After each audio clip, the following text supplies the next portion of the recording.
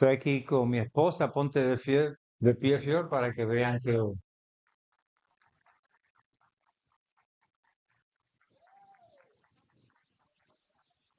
estamos ahora en diciembre celebrando nuestros 51 años de casado.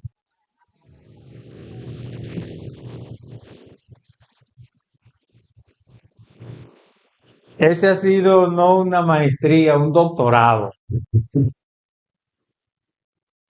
Y en estos días también se ha estado celebrando el tema de la salud mental, la preocupación por la salud mental. Entonces voy a hablar de salud mental y familia, más o menos. Quisiera darle algunas pautas de la Biblia eh, para saber cómo tener la familia que, que Dios quiere. Quiero invitarles al Génesis, al libro de Génesis.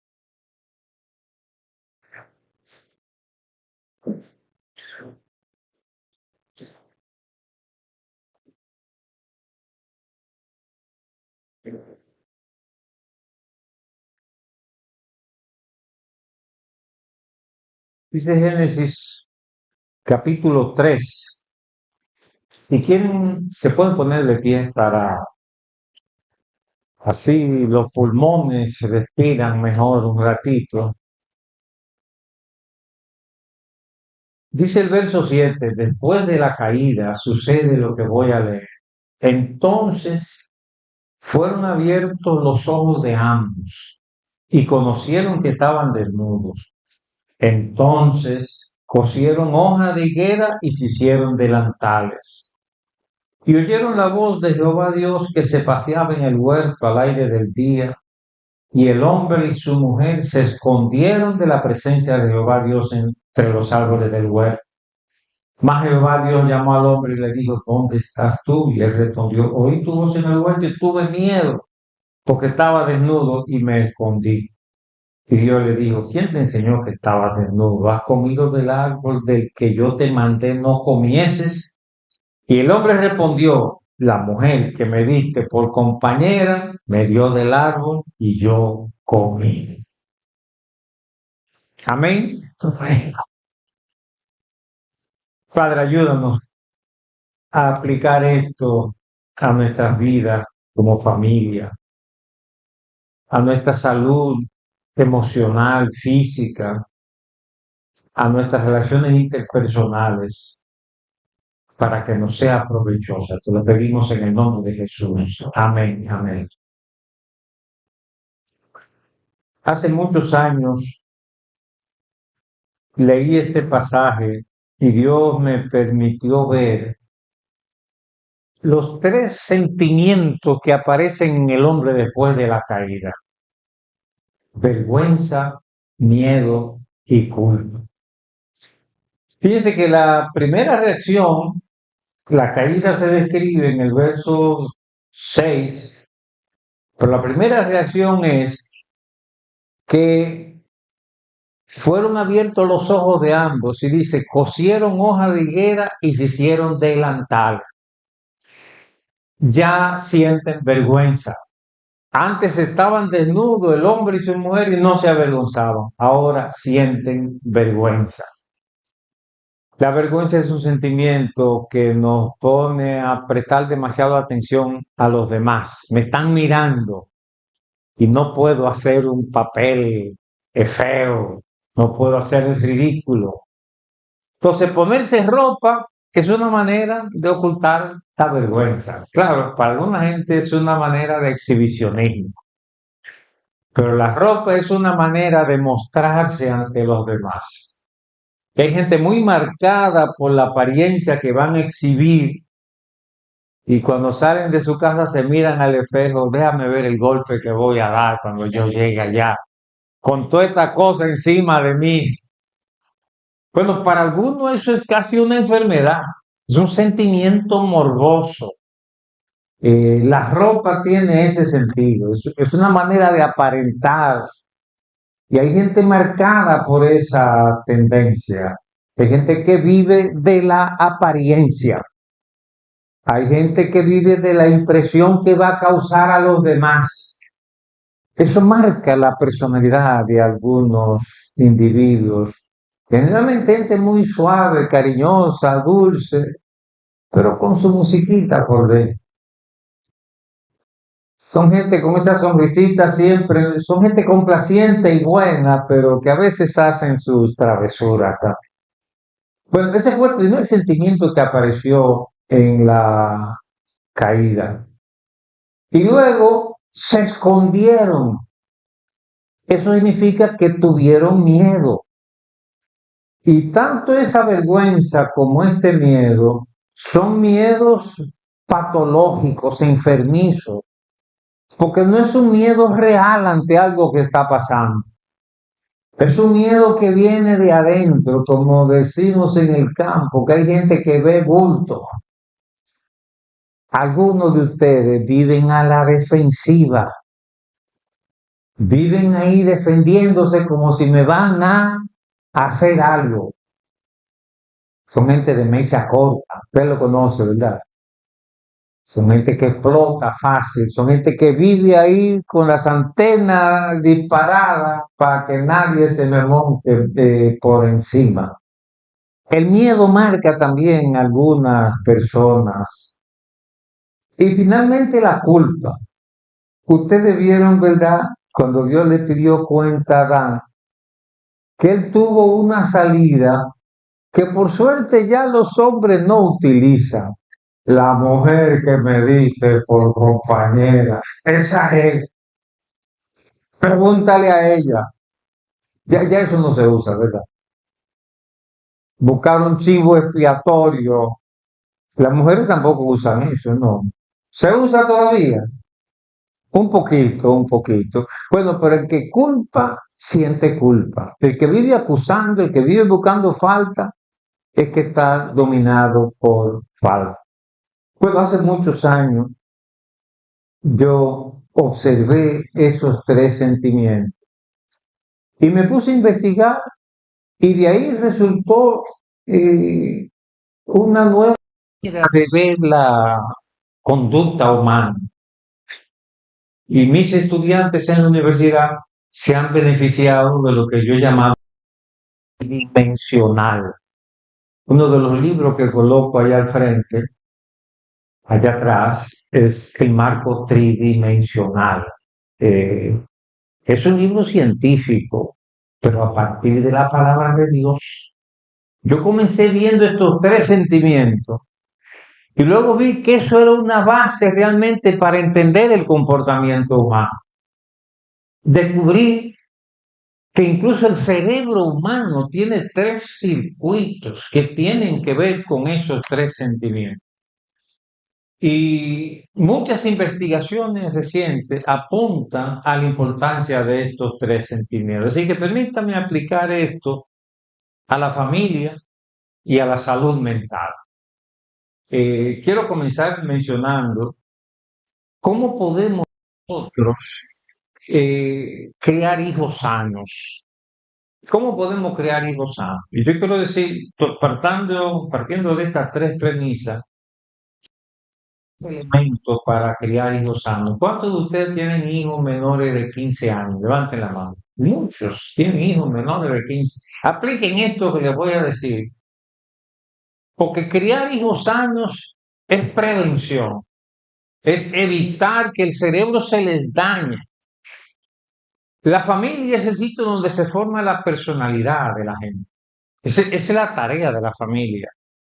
Cuando los niños tan pequeños tienen un cerebro que todavía no está hecho, se está formando y se forma con la crianza. Y cuando ya estamos grandes tenemos un cerebro que nos hicieron. ¿Cómo construimos un cerebro positivo a nuestros hijos? Mira, la primera cosa es que tenemos que criar hijos con sentido de confianza. Digan esa palabra, sentido de confianza. Lo contrario de miedo. Lo contrario de miedo, porque muchos padres quizás demasiados padres crían a los hijos metiendo miedo, abusan del castigo físico. Hay padres que todo es con una vara en la mano. Claro, en el Antiguo Testamento ciertamente se habla de castigar con vara. Pero oiga bien, cuando Pablo escribe en el Nuevo Testamento, él dice, no provoquéis a ira a vuestros hijos.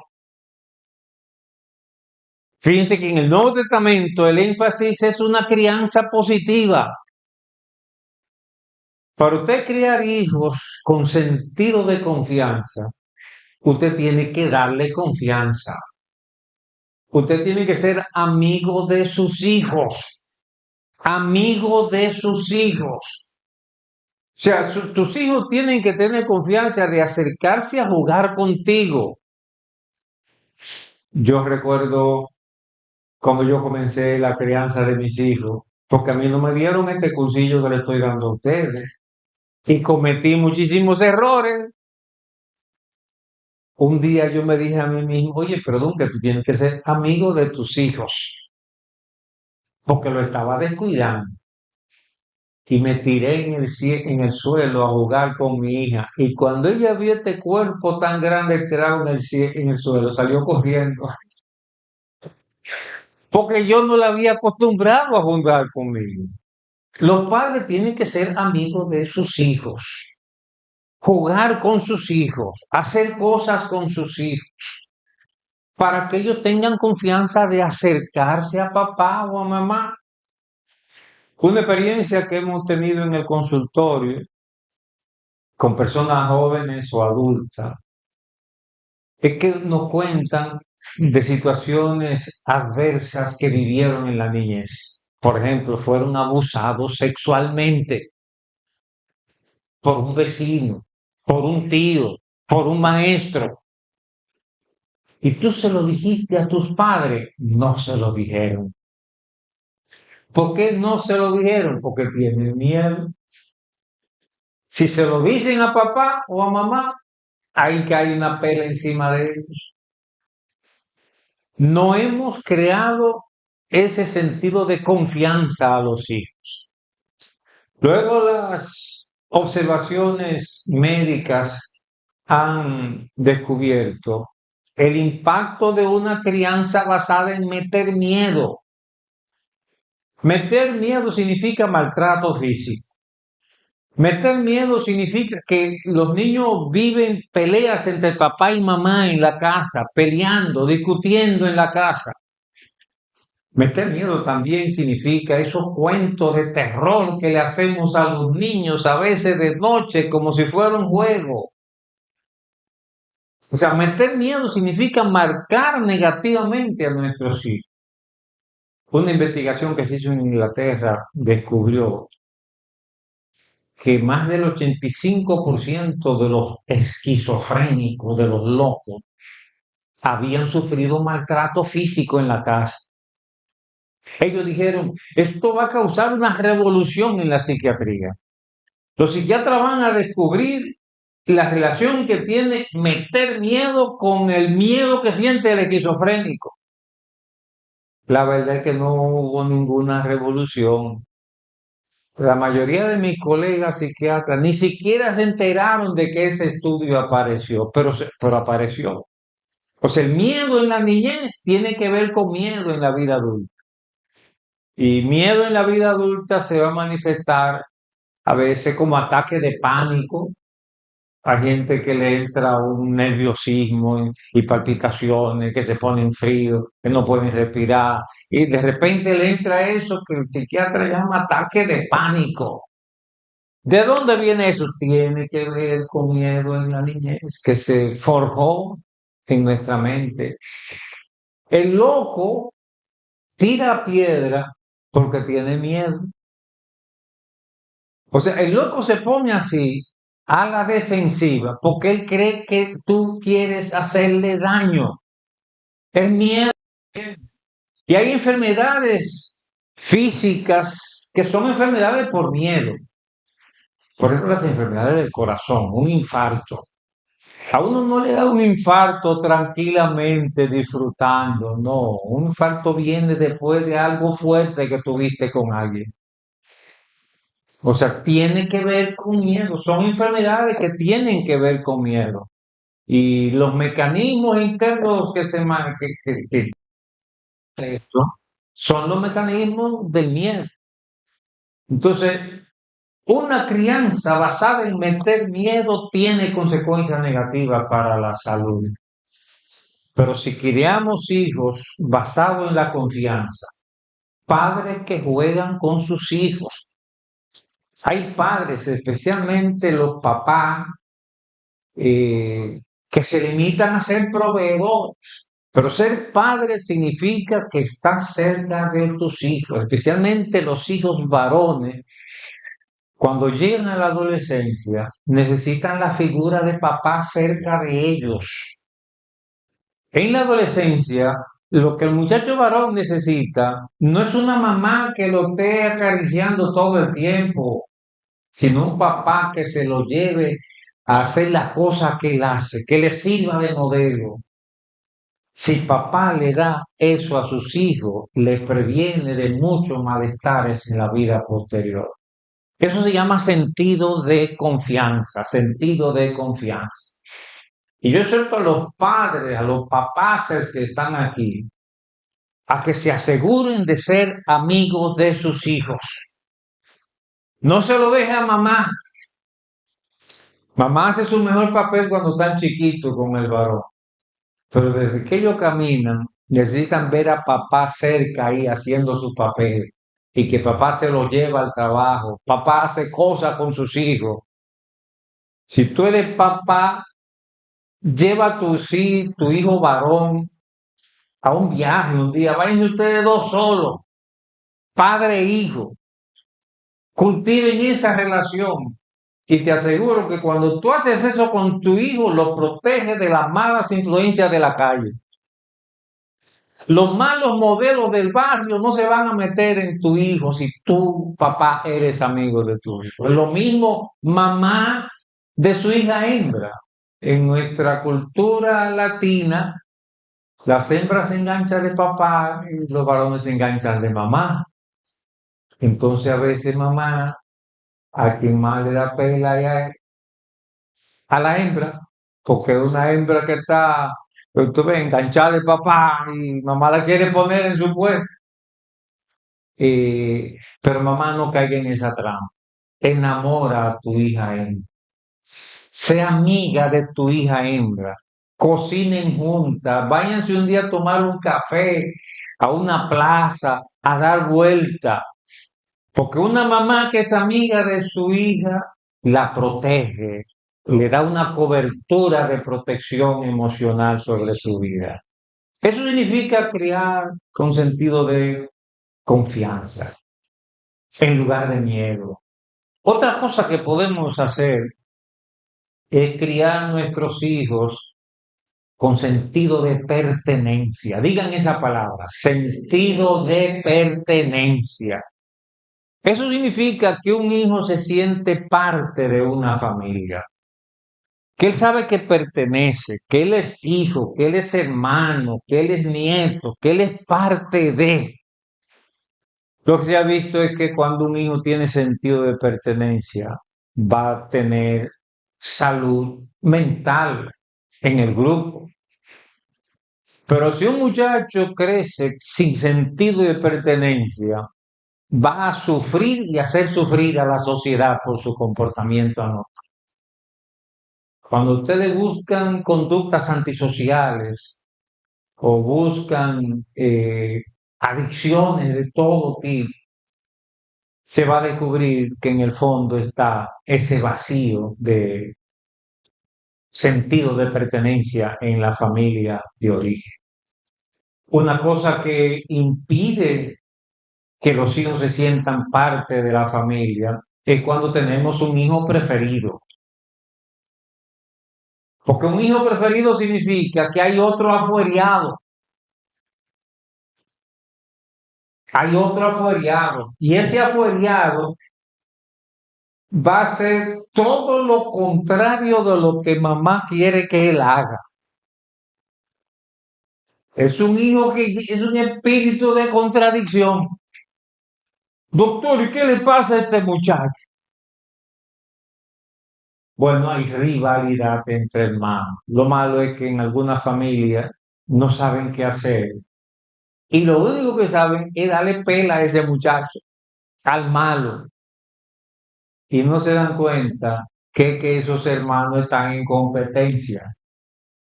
Y uno se pasa de bueno y otro se pasa de malo. Ustedes recuerdan la parábola del hijo pródigo, ¿verdad? Que el malo se fue, el bueno se quedó. Y cuando el malo se arrepintió y vino a pedir perdón, ¿qué pasó con el bueno? Que mostró que su bondad era para ganar puntos. Él se portaba bien. Yo me imagino que dijo, papi, sí, déjalo que se vaya, déjalo que se vaya. Yo me quedo aquí contigo. A mí no tiene que darme nada. Pero cuando vino el otro, mostró toda la cizaña que había en su corazón. No te enganches de un hijo. Si tienes 3 hijos, dale cariño igual a tus 3 hijos, la misma oportunidad a tus 3 hijos. Sentido de pertenencia se forma cuando salimos con toda la familia. Bueno, cuando comemos juntos en la casa. Miren, para ser familia hay que comer juntos por lo menos una vez al día.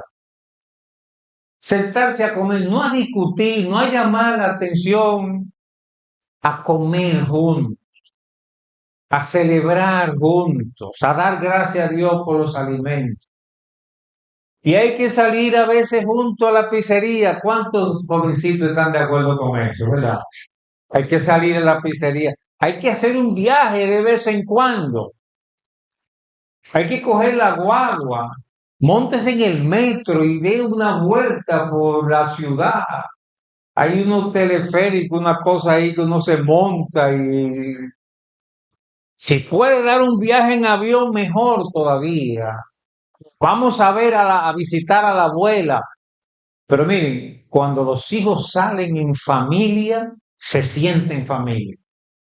Cuando hacemos cosas en familia, ellos desarrollan sentido de pertenencia. Y eso fortalece su cerebro para muchas situaciones en la vida.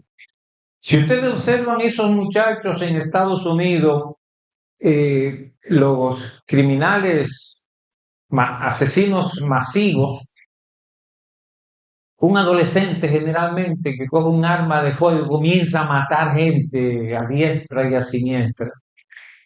Siempre me pongo a buscar los datos que dicen de dónde viene ese muchacho. Y los datos siempre indican que viene de una familia disfuncional, que no se criaron con papá y mamá dando sentido de pertenencia. Y sentido de pertenencia es lo contrario de vergüenza. Vergüenza significa que se criaron rodando de casa en casa, con la tía, con la abuela, con la madrastra, con el padrastro, de más. O sea, que están en una casa como que están de más en la casa. Eso impide que formen sentido de pertenencia y eso le convierte en persona contra toda la sociedad. Y en tercer lugar, si queremos criar hijos sanos, tenemos que criar hijos con un sentido de dignidad, autoconcepto, que ellos conozcan su valor personal, también sus debilidades. Pero si conocen su punto fuerte, pueden manejar sus puntos débiles. Sentido de dignidad significa que yo sé para qué sirvo. Eso es fundamental y eso se debe aprender desde la casa. Los padres tienen la tarea de observar a los hijos y ver en qué descollan para aplaudirle, para celebrar lo bueno que hace. Hay padres que no saben aplaudir. Hay padres que no saben celebrar. Hay padres que viven como ese jueguito cuando era muchacho que decíamos al zum zum de la cara, ve, el que mira para atrás, le doy una pela.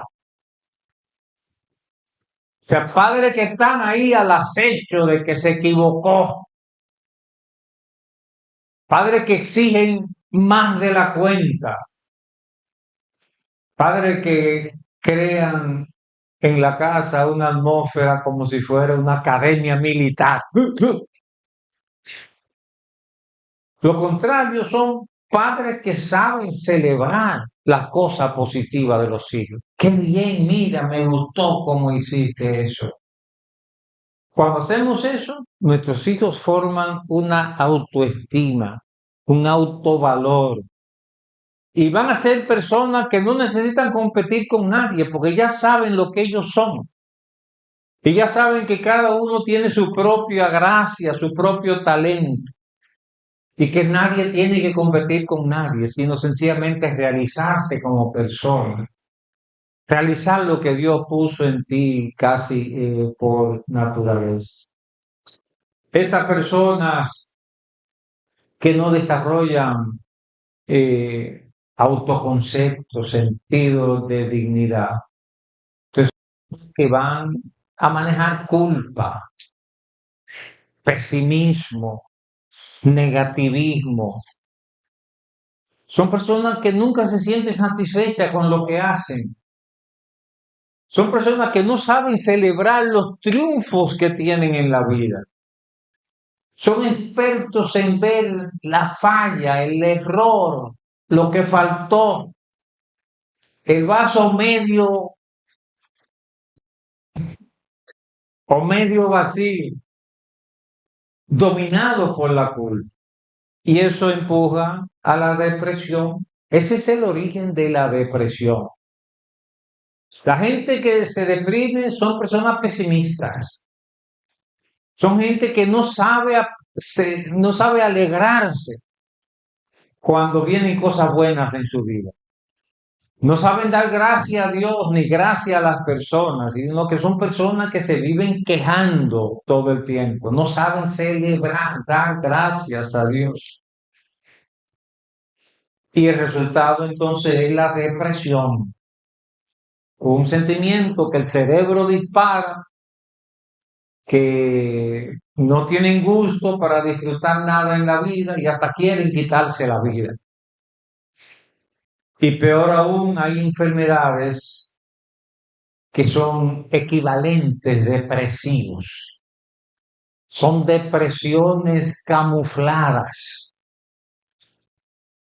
Hay gente que llora con su cuerpo. No llora con lágrimas, sino llora con su cuerpo. Por ejemplo, las enfermedades gastrointestinales significa que uno está llorando. Cuando tú sufres del estómago, ya yo conozco tu personalidad. Tú eres una persona que te ahoga en un vaso. Te preocupa demasiado. Tú eres una persona que no sabe celebrar, disfrutar, salir. Eres una persona marcada por el pesimismo. Por eso cuando alguien me dice que yo sufro del estómago, bueno, yo sé lo que es eso, sufrir del estómago. Fue una de las condiciones que yo tuve que manejar. Y mi estómago se descompuso cuando mi entorno no funcionaba bien. Yo estaba llorando con mis vísceras internas. Gente que llora con su cuerpo. Hay también dolores que aparecen en el cuerpo. Son maneras de llorar. Dolor de espalda. Doctor, ¿y qué es esto? Un dolor aquí, no se me quita con nada. A veces una jaqueca o dolor menstrual o dolor, pues un dolor crónico que el médico no encuentra nada después de hacer todos los análisis. Es un equivalente depresivo. Y eso tiene que ver con estas actitudes pesimistas que cultivamos en la vida y y son maneras de llorar que tiene nuestro pueblo. Lo que estoy diciendo es que podemos hablar de tres tipos de enfermedades. Enfermedades que vienen por el miedo, es el ataque de pánico, la locura, la esquizofrenia, un infarto, diabetes, tiroides, son enfermedades por miedo. Si tú sufres de alguna de esas enfermedades, en el fondo estás dominado por el miedo. El 90% de los casos, pueden haber excepciones. Pero hay también enfermedades por vergüenza, por falta de sentido de pertenencia. Y esa falta de sentido de pertenencia te llevan a una conducta antisocial, a hacer lo que no se hace, a engancharte de un vicio, de algo que a la larga te resulta perjudicial, o de meterte en un grupo antisocial, porque no te integra, no tiene sentido de pertenencia construido en tu cerebro. Y eso obviamente va a traer consecuencias contra toda la sociedad. Y finalmente hay personas, también la persona dominada por sentimientos de vergüenza, tienen enfermedades físicas. Algunas de ellas, por ejemplo, son enfermedades de la piel. La gente que sufre de enfermedades de la piel suele ser personas muy complaciente, suave, tímida, dominada también por el sentimiento de vergüenza. Y finalmente, hay enfermedades que tienen que ver con culpa.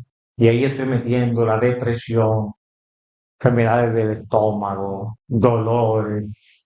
Y lo que hoy día en medicina se está llamando enfermedades autoinmunes. Para los que tienen curiosidad y quieren investigar, le pueden preguntar a Google, al buscador, y le ponen ahí enfermedad autoinmune. Y ahí usted va a encontrar como 100 enfermedades que tienen relación con eso. Le digo dos cositas más sobre enfermedades. Miren, para que uno desarrolle la enfermedad mental, se necesita un disparador. No solamente basta lo que pasa en la familia, sino que en la sociedad se produce lo que nosotros llamamos un factor desencadenante, algo que desencadena. A ti te mataron a golpe en la casa, pero eso solo no te produce una enfermedad. Se necesita un desencadenante. ¿Saben cuáles son algunos desencadenantes cruciales para estas enfermedades? Una de ellas es lo que se llama el bullying, el acoso, especialmente en la escuela o en el barrio. Cuando este muchacho va a la escuela, hay un grupo ahí, una pandillita, que le quitan la merienda, que le dan golpes, que hacen cosas en contra de él. Entonces, cuando él va a la escuela, ¿qué él siente? Miedo. Él se va muriendo de miedo cuando va a la escuela. Entonces, eso puede ser un disparador de trastornos mentales. Eh, por eso tenemos que evitar en la escuela las situaciones de acoso. Otra situación que puede influir como factor desencadenante para las personas dominadas por la vergüenza y que tienden a hacer conductas de inadaptación social. Hay dos situaciones muy importantes. Una de ellas es el abuso sexual. Hay personas que sufrieron experiencias de abuso sexual. Eso marca nuestro cerebro y lo puede empujar a conductas inadaptadas. Lo malo del abuso sexual es que se mantiene en secreto y así es como hace más daño. Cuando uno ha sufrido una experiencia tan fuerte de abuso sexual, uno necesita hablar con alguien. Hablar con alguien. No hablaste con tus padres como debiste haber hecho, pero puedes buscar una persona adulta, una persona que te dé confianza y abrir tu corazón. O sea, abrir tu corazón es una manera de limpiarte por dentro. Cuando uno deja salir, eh, esa cosa le hace menos daño en la vida. Y finalmente, un factor desencadenante para la depresión y otras enfermedades similares. Le voy a decir dos que son muy importantes. Esto es como si fuera un cursillo de salud mental, pero desde la Biblia, usted ve, desde la Biblia. Eh, para personas que hacen depresión y todo eso, hay dos situaciones que ustedes deben saber que son perjudiciales. Una de ellas se llama resentimiento. Cuando uno guarda rencor contra alguien, eso tiene el mismo efecto que cuando un microbio se mete en tu cerebro. El COVID, por ejemplo, el virus. Bueno, el rencor hace más daño que el COVID. ¿Me están escuchando? El rencor hace más daño que el COVID. Si hay alguien a quien tú odias, que tú le guardas esa por algo que te hizo, estás enfermando tu corazón. Es una raíz de amargura que se traduce en enfermedades. Hay gente enferma por resentimiento acumulado. Por eso es que Dios nos llama en la palabra de Dios a confesarnos unos a otros. Mira, cuando tú hablas con alguien y pide perdón y se reconcilian, o cuando alguien te pide perdón y tú dices borrón y cuenta nueva, ¿qué tú sientes? Tú sientes un alivio. Ya hoy día se está descubriendo en medicina que ese alivio es real. Cuando tú perdonas o cuando pides perdón, tu cerebro dispara sustancias antidepresivas. ¿Me están escuchando? Antidepresivas, o sea, sustancias que sanan el cuerpo, se llaman neurotransmisores. Cuando los psiquiatras indican sus pastillas, lo que quieren es movilizar esos transmisores, neurotransmisores. Pero cuando hacemos estas cosas que nos manda la palabra de Dios, hay sanidad en nosotros. Concluyo con tres tareas que podemos hacer como autoayuda ante estas condiciones de enfermedad. Miren, para las personas que sufren de ataque de pánico y otras enfermedades por miedo, la clave es realizar una tarea positiva. Díganlo conmigo, tarea positiva. Tarea positiva es cualquier tarea que yo haga que me guste cuando yo la hago. Que me guste cuando que yo la disfruto haciendo. Una tarea positiva muy común es la gimnasia aeróbica. Usted ve, cuando usted va y hace su baile ahí con una música,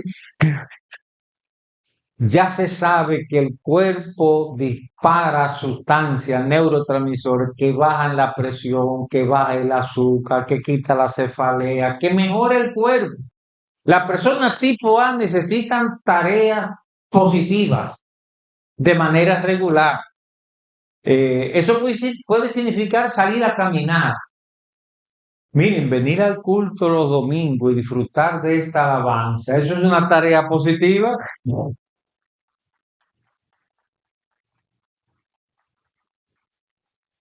Pero para que sea positiva, mire, cuando hay una alabanza, alabe a Dios. Disfrute la alabanza. Porque de lo contrario le pasa por el techo y no hace nada. Pero es una tarea positiva. Por eso los estudios indican que la gente que va a la iglesia regularmente se enferma menos que la que no va a la iglesia. Entonces, sí necesitamos tareas positivas. Todo lo que hacemos con gusto termina siendo una tarea positiva. Por ejemplo, Tu trabajo puede ser una tarea positiva si te gusta cuando lo haces. Si no te gusta, eso es una calamidad que tú tienes encima. Para que te guste, tienes que hacerlo con gusto, hazlo bonito, hazlo bien. Que cuando tú termines, tú puedas decir, a ti te toca fregar, trapear.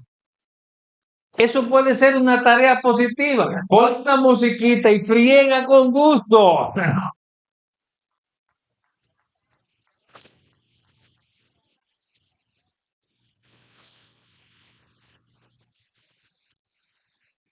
Tu trabajo puede ser una terapia.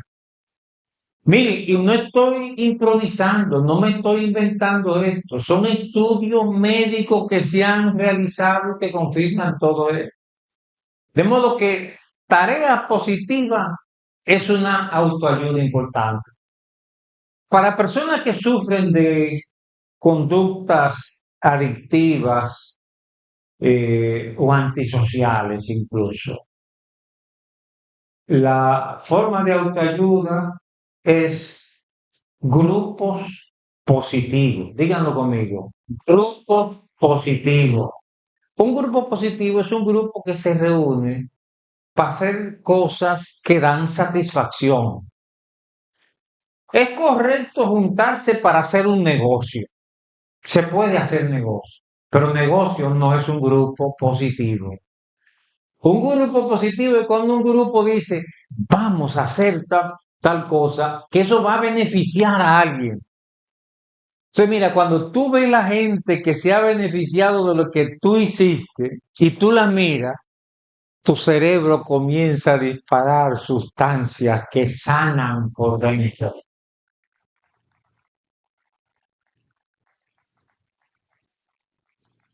Por eso la iglesia es una comunidad terapéutica. Si usted parte de la iglesia y usted pertenece al grupo de, ya ese es un grupo positivo y tenemos que hacerlo como grupo positivo. Hermano, a veces lo dañamos por algunos pecados, como el chisme. Ahí la iglesia y el grupo se puede convertir en una bomba de tiempo. Hay grupos que enferman en la iglesia porque permitimos que estas cosas se metan y esas cosas nos impiden disfrutar de lo que Dios preparó para nuestra bendición. Por ese efecto positivo, la iglesia sana más adictos que todos los psiquiatras juntos, que todos los centros de rehabilitación de adictos, los que se sanan por venir aquí a conocer a Jesucristo son más. Porque aquí encuentran una comunidad terapéutica, una comunidad que sana. Disfrutemos eso entonces. Y seamos una comunidad realmente de hermanos. Como dice el corito, ¿cómo puedes tú orar si no estás reconciliado? O sea, ser parte de la iglesia. Jesús nos exige estar en armonía con los miembros de la iglesia. No tenemos permiso para tener rencor unos con otros.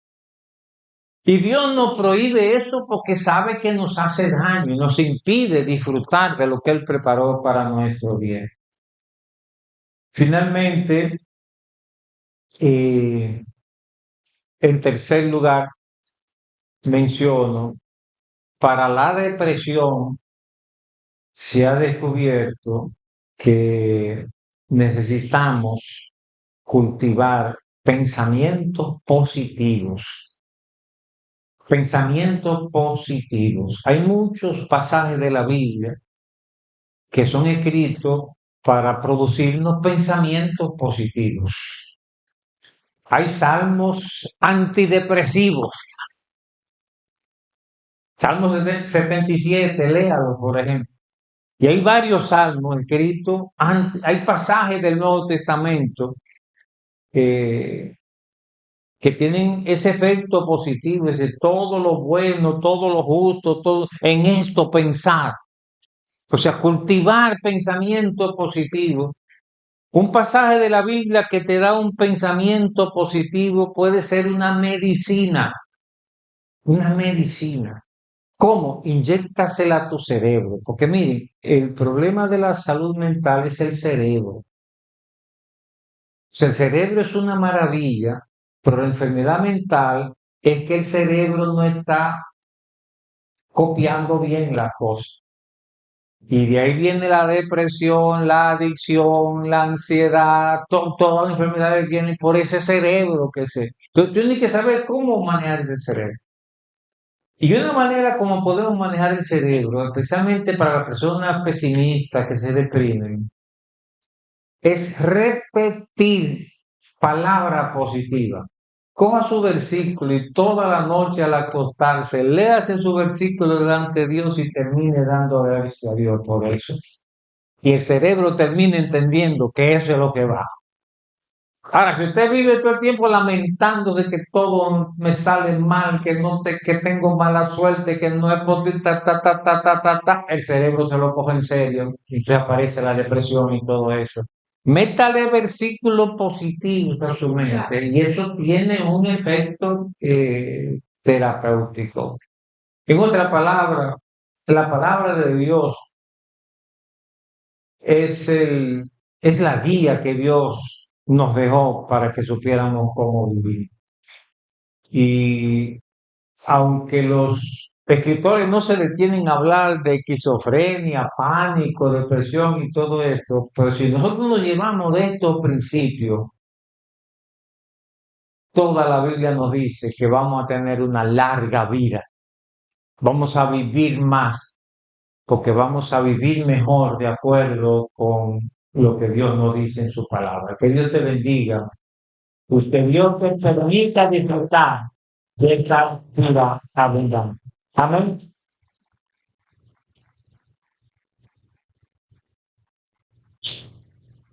Amén.